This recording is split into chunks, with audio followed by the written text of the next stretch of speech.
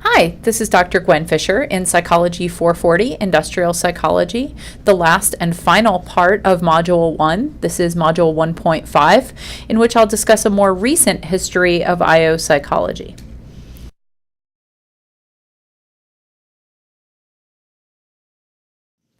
The agenda for this particular module is to talk about the recent history of IO psychology, and so that is also the key learning objective. So it's important to know that after all of the work before World War I and so forth, in which IO psychologists were adapting measures and recognizing what could be done to improve the selection and placement of individuals in World War I, companies were continuing to use individual differences and test scores in order to predict job performance and figure out how to place people into jobs.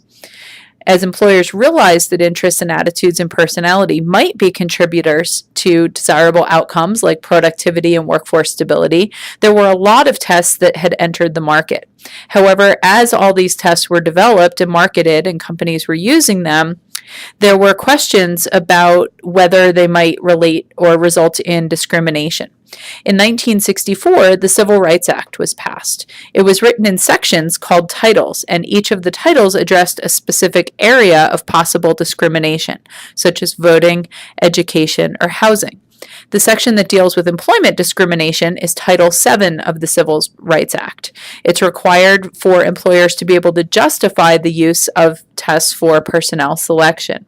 We'll be talking in much more detail about Title VII of the Civil Rights Act, as well as a number of other laws that have since been passed that are designed to help protect workers from different types of discrimination. So more on that will follow later in the course.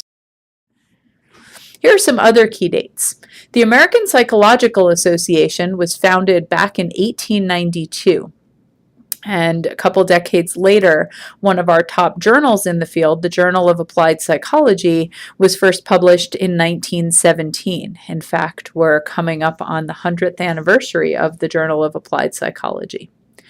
The first conference of what we refer to as the Society for Industrial Organizational Psychology, which is Division 14 of the American Psychological Association, first began in 1986. Many of us recently attended the annual conference of the Society for IO Psychology, and it's been fantastic to see how this conference has grown. It's now attended by roughly about 4,200 IO psychologists, graduate students, and so forth.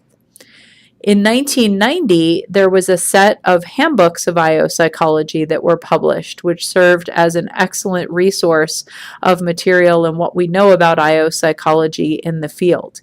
Additional handbooks and other sources have since been published, but certainly those were and continue to be excellent sources for lots of knowledge about IO. For more information about the field of IO psychology, I really encourage you to check out the Society for IO Psychology website. On that website is a bit of information about the history of the field and so forth. So especially if you're a history buff or would just like to know more about our roots as a field, this is an excellent place to go. This completes Module 1 for the course. Hope that you are enjoying the course so far. We have lots of really great stuff coming forward. The next module, Module 2, will cover research methods. Thank you.